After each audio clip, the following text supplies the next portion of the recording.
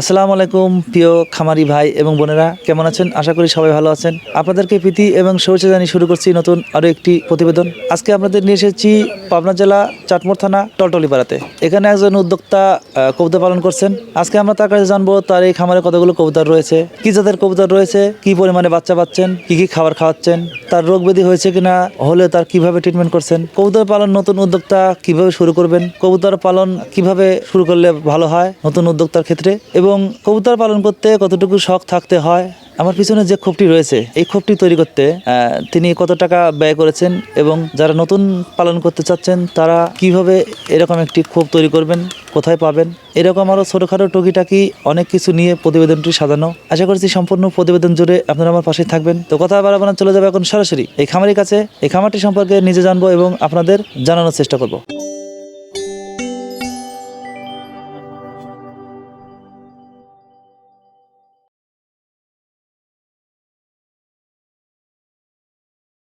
আসসালামু আলাইকুম। ওয়ালাইকুম আসসালাম। কেমন আছেন? আলহামদুলিল্লাহ, আল্লাহ রাখছে ভালো। দর্শকের উদ্দেশ্যে আপনার নামটা আমরা জানতে চাচ্ছি। আমার নাম মোহাম্মদ ইউসুফ আলী, গ্রাম টলটলিপাড়া, হরিপুর ইউনিয়ন, চাটমোড়, পাবনা। আচ্ছা, আপনি যে কবুতর পালন করছেন এগুলো কি জাতের কবুতর রয়েছে? আমার সব দেশি জাতেরই আছে, আর অল্প আছে হচ্ছে বোম্বাই কবিতর। আচ্ছা, দেশি কতগুলো রয়েছে? দেশি তাও 20 জোড়া, 40টা। 40টার মতো। আচ্ছা, এগুলো কি জোড়া জোড়া করা আছে নাকি সবগুলো মিলিয়ে 40টা? না, সবগুলো মিলিয়ে 40টা, জোড়া জোড়া করাই আছে, মানে 20 জোড়া। 20 জোড়া 40টা। কবুতর পালনের শুরুর গল্প আপনার কাছে জানতে চাইবো। আপনি কতদিন আগে কবুতর পালন শুরু করলেন, কি কবুতর দিয়ে শুরু করলেন? এইটা কবুতর আমার ছোটোবেলা থেকে আমার কবুতর পালার শখ।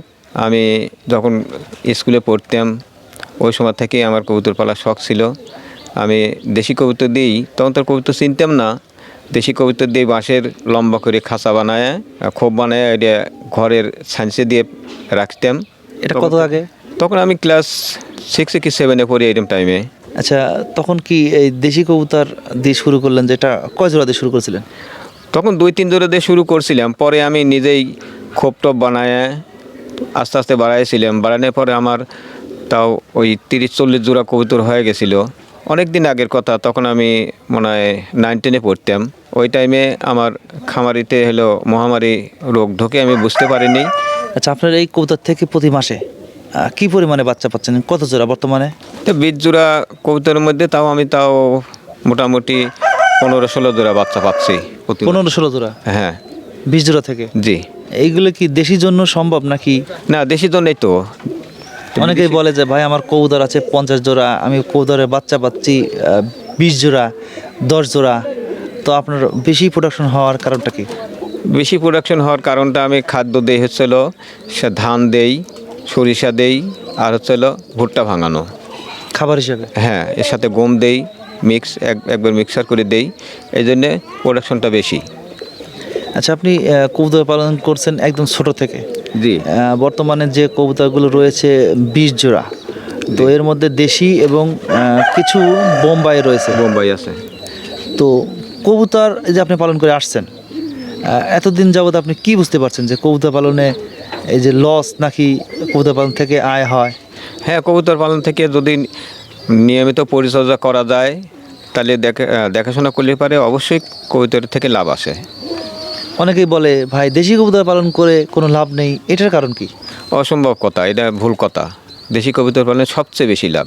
এটা ধরেন রোগ বালাই কম, এটা ধরেন বাচ্চা যখন খাবার উপযোগী হয় ওই সময় বাচ্চা বিক্রি করে দিলে পরে আবারও সে একটা বাচ্চা খাবার উপযুক্ত হতে হতে আবার সে ডিম দেয়। আচ্ছা, এই যে আপনি এতদিন যাবত কবুতর পালন করে আসছেন, কবুতরের তো অনেক রোগ ব্যাধি হয়, আপনার খামারে হয়েছে কিনা সেটা যদি জানাতেন আমাদের। খামারে হয়েছে, হঠাৎ 2-1টা হয়েছে এ যাবৎ। আমি সাথে সাথে সেটাকে আলাদা করছি, ওষুধ পানি খাওয়ায় সেটা ভালো হয়েছে। আর যেটা যদি ভালো না হয়েছে সেটাতে আলাদা রেখে দিয়েছি, পরে আর কোনো সমস্যা হয় নাই। আচ্ছা, কি ধরনের রোগ হলো যে আপনি কবুতরকে চিকিৎসা দিলেন? রোগটা ওই ঝিমায়, পেটের মধ্যে বদহজম হয়ে থাকে, চুনা হাগে, সবুজ পায়খানা করে, এই রোগটাই বেশি দেখা যায়। আচ্ছা, কবুতরের সবচেয়ে বড় মারাত্মক রোগ হলো রানীক্ষেত। তো এই ধরনের কোনো রোগ আক্রমণ হয়েছে কিনা? এই রানীক্ষেতই প্রথমে আমি যদি 2-1টা এরকম টের পাই, ওদের সাথে সাথে আলাদা করে ফেলে দিই। আর খোপটা পরিষ্কার রাখলে পারে রোগবালাই না হওয়ার সম্ভাবনাই বেশি থাকে, কম হয়। কম হয়। আচ্ছা, আপনি এই যে রোগের সম্মুখীন হলেন, তো আপনি কি ধরনের ওষুধ খাওয়ালেন তখন? আমি ওষুধ ধরনের খাওয়াইছি হচ্ছিল রেনামাইসিন, তারপরে প্যারাসিটামল, তারপরে ওই যে যেটা মানুষের হচ্ছে আমাশা হলে যেটা খাওয়ায় সেইটা, তারপরে রিব্রোফ্লাভিন, ফিলমেট, এই ধরনের কয়েক ধরনের 4-5 ধরনের ওষুধ একসাথে মিক্স করে আমি পানির সাথে খাওয়াইছি। ইনশাল্লাহ আর রোগবালাই থাকে নাই। আচ্ছা, এই যে ওষুধগুলো আপনি খাওয়ালেন, এটা কি আপনার নিজের পরামর্শে নাকি কোনো ডাক্তারের পরামর্শে? না, এটা আমি নিজের পরামর্শেই খাওয়াইছি, খাওয়াই আমি উপকার পাইছি বিধায় আমি এটা করি। কারণ এখানে আমাশার ওষুধ আছে, ঠান্ডার ওষুধ আছে, জ্বরের ওষুধ আছে, এইগুলির কারণেই তো হচ্ছিল রানীক্ষেত সৃষ্টি হয়। আচ্ছা, আমরা দেখছি যে আপনি খুবই শৌখিন উদ্যোক্তা। আপনার এই খামারে ছাগল রয়েছে, গরু রয়েছে, কালিম পাখি রয়েছে। তো আসলে কেমন অনুভূতি হয় এগুলো পালন করে? আমার ছোটোবেলা থেকেই খুবই শখ, আমি পাখি প্রেমিক এবং পশু পাখি প্রেমিক বলতে আমার যদি আমার এগুলোর সামনে না থাকে তাহলে আমি হয়তো কলজে ফাটিয়ে মরে যাবে, এরকম অবস্থা। আমার ছোটোবেলা থেকে এরকম শখ। আচ্ছা, সবচেয়ে প্রিয় আপনার কোনটা? আমার হাঁস, মুরগি, কবুতর, গরু, ছাগল সবাই আমার প্রিয়। সবগুলো প্রিয়? জি। আচ্ছা, আমরা জানতে চাচ্ছি যে আপনার যে খোপটা রয়েছে আমাদের পিছনে, জি। এই খোপটা কতদিন আগে তৈরি করলেন এবং ভিতরের ঘর কতগুলো রয়েছে এবং কত টাকা খরচ হয়েছিল? এটা খোপ আছে হলো 40টা, আমি নিজেই তৈরি করছি, নিজের বাড়ির বাঁশ কাঠ দিয়ে আমি নিজেই তৈরি করছি, অন্য কোনো খরচ হয়নি। এখন লোহা কিনতে যে কয়টা খরচ হয়েছিল প্রায় তাও 10 বছর হয়ে গেছে খোপের বয়স। 10 বছর? হ্যাঁ। আচ্ছা, এখনও তো অনেক শক্ত সমর্থ রয়েছে। হ্যাঁ, আমি নিজে হাতে বানাইছি এজন্য? জি। আর পরিকল্পনা আছে ভবিষ্যতে আমার কবুতরও বৃদ্ধি করব এবং ঝুড়ি দিয়ে যেভাবে কবুতর পালে সেইভাবে আমি কবুতর পালবো। এটা কি আপনার পরিকল্পনা আছে? হ্যাঁ, পরিকল্পনা, ভবিষ্যৎ পরিকল্পনা আছে। আল্লাহ যদি আমাকে বাঁচায় রাখে আমি এটা করব। আপনি যে ধরনের খোপটা তৈরি করেছেন, এই টাইপের খোপ যদি কেউ তৈরি করতে চায়, কারণ নতুন যারা কবুতর পালন করতে চাচ্ছেন তারা তো অবশ্যই আইডিয়াটা চায়। হ্যাঁ। তো কেমন আপনার খরচ হবে, তারা কিভাবে শুরু করবেন, মানে কোথায় পাবেন, মানে বিভিন্ন ধরনের তাদের সমস্যা হয়। তো সেক্ষেত্রে যদি তাদের উদ্দেশ্যে কিছু বলতেন। এখন আমি নতুন উদ্যোক্তাদের বলবো যে যারা নতুন কবুতর পালবে এরা হচ্ছিল খোপ যদি কোনো মিস্ত্রি দিয়ে বানায় নেয় তাহলে 12 ইঞ্চি বাই 12 ইঞ্চি খোপটা যাতে বড় হয় ভিতরে? হ্যাঁ, ভিতরে। তাহলে তবে কবুতরটা থাকিও পাবি, বাচ্চাও সুস্থ থাকবি, কবুতরও সুস্থ থাকবি। 12x12 দিলে? হ্যাঁ, 12x12 দিলে। আচ্ছা, এরা কি বাঁশ দিয়ে তৈরি করবে নাকি কাঠ দিয়ে? না, বাঁশ দিয়ে আপনার হচ্ছিল ওই চারারটা দিল আর খোপের সাইজটা দিলে হচ্ছিল কাঠের, তাহলে এটা সহজ হবে। আচ্ছা, তাদের কীরকম টাকা বিনিয়োগ করতে হবে প্রথমত? প্রথমত সেটা কবুতরের খোপের ওপর নির্ভর করবে কত বড় খোপ বানাবে সেটার উপর? সেটার ওপর। একটা করে খোপের এখনকার মিস্ত্রিরা জিজ্ঞেস করলে পারে কবি যে 120 টাকা খোপ বা 150 টাকা খোপ লাগবে, এরকম ধারণা দেয়। যেন সে কত বড় খোপ বানাবে তার উপর নির্ভর করবে। আচ্ছা, আপনি পেশাতে কি করেন? পেশাতে আমি একজন কলেজের পিয়ন। চাকরি করছেন? জি। এই যে চাকরির পাশাপাশি কবুতর পালন করছেন, আমরা দেখছি আপনার ম্যাক্সিমাম কবুতরগুলো কালো টাইপের, এটার কারণ কি? আমার শখ জালালি কবুতর পালার শখ। আস্তে আস্তে আমি চিন্তা ভাবনা করছি যে আমি বাড়ির বাচ্চাগুলো জালালি কবুতর যেগুলো ফ্রেশ জালালি হবে সেগুলো বাচ্চা রাখিয়ে আমি যে ঝুড়ির ব্যবস্থা কথা বললাম সেই সব জায়গায় আমি হস্তান্তর করব, সেখানে নিয়ে ট্রান্সফার করিয়ে আমি জালালি কবুতর পালবো। আমার খুবই শখ জালালি কবুতর পালন করা। জি। যেহেতু আপনি চাকরি করছেন, চাকরি করতে গেলে ওখানে সময় দিতে হচ্ছে, কবুতরকে সময় দিচ্ছেন, জি। এই দুইটা কিভাবে মেনটেন করছেন? কবুতরকে বেশি তো সময় দিতে হয় না, কারণ সকালবেলা আমি যখন ঘুম থেকে উঠি, ঘুম থেকে খোপ ছাড়িয়ে দিয়ে কবুতরের খাবার দিয়ে আমি কলেজে যাই, কলেজ থেকে আসি আবার দুপুরে দেই, আবার তারপরে তো হচ্ছিল সারাদিন বাড়িতেই থাকি। এর মধ্যেই দেখাশোনা হয়ে যায়, বেশি সময় দিতে হয় না। আচ্ছা, অনেকেই আমার কাছে কমেন্টের মাধ্যমে জানান এবং ফোন করে যে ভাই আমার কবুতরগুলো ছেড়ে দিয়ে পালন করছি, তার জন্য পাশের বাড়ি গেলে তারা আটকে রাখছে কিংবা খেতে গেলে বিষ খাচ্ছে, মারা যাচ্ছে। তো এই ধরনের কোনো সমস্যা আপনার হয়েছে কিনা? না, আমার কবুতর এরকম আমার পাশের আশপাশের কোনো কেউ ধরিয়ে এরকম রাখে নাই বা কেউ ইয়ে করে নাই। তবে বিষ টিষ খায় হয়তো এক একটা মারা গেছে বাড়িতে এসে এই গম সরিষে বোনার সিজনে। আমার ওই ধরে রাখার ব্যবস্থা নাই, তো এই জন্যে বিধায় এরকম দু একটা মারা গেছে, কিন্তু আশপাশের লোক কেউ আমার এরকম ধরে নেই। আচ্ছা, আপনার কবুতর যেগুলো রয়েছে বর্তমানে কি সম্পূর্ণই সবগুলো সুস্থ? হ্যাঁ, ইনশাল্লাহ সবগুলি সুস্থ। আমি ওই নিয়মিত ওই ওষুধগুলি খাওয়াই, মানে মাসে একবার অন্তত ওইগুলো দেওয়া লাগে পানির মধ্যে।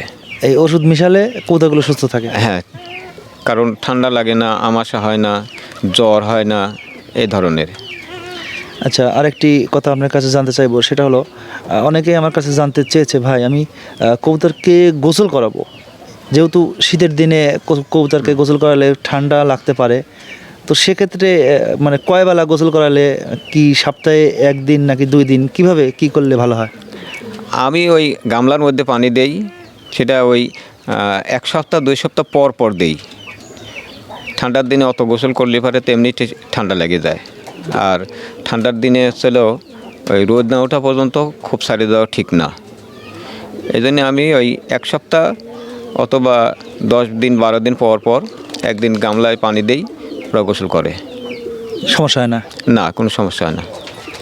আচ্ছা, আপনার যে কবুতরগুলো রয়েছে, এই কবুতরগুলো যদি এই যে যারা দেখছেন তারা নেওয়ার ইচ্ছা হয়, সেক্ষেত্রে আপনি কি করবেন? আর আমার এখনও ওইভাবে বেচার পরিকল্পনা নাই। আমি কবুতর যেহেতু আরও বৃদ্ধি করব, এই জন্যে ওই যেগুলো ধরেন আমার জ্বালালি কবুতরে কালার হবে, ওইগুলো বাদ দিয়ে বাকি বাচ্চাগুলো বিক্রি করব। আর অনেকেই তো আসলে নেওয়ার ইচ্ছা যে ভাইয়ের কবুতরগুলো সুন্দর ভালো, তো আমরা নিতে চাচ্ছি। আচ্ছা, কোনো পরামর্শ যদি চেয়ে থাকে সেক্ষেত্রে? হ্যাঁ, পরামর্শ তাহলে সঠিক পরামর্শ দেব, যেরকম যে সিস্টেমে কবুতর পাললে কবুতর সুস্থ থাকবে, আমি তাকে সেই সঠিক পরামর্শটাই দেব।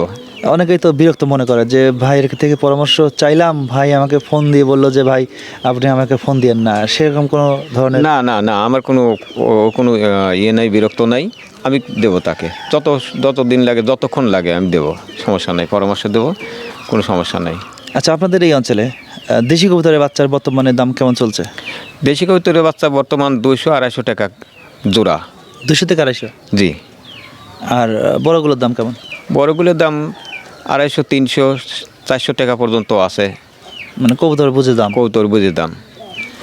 আচ্ছা, কবুতর কিনতে গেলে অনেকেই বলেন যে ভাই আমি কি দেখে কবুতর কিনবো হাটে থেকে, তো এই সম্পর্কে যদি জানাতেন। সেটা কবুতর সুস্থতা দেখবে, তারপরে মেয়ে মর্দা দেখবে। একটি অ্যাডাল কবুতর কিনবে গেলে পরে দেখবে একটা কোনটা মহিলা কোনটা পুরুষ।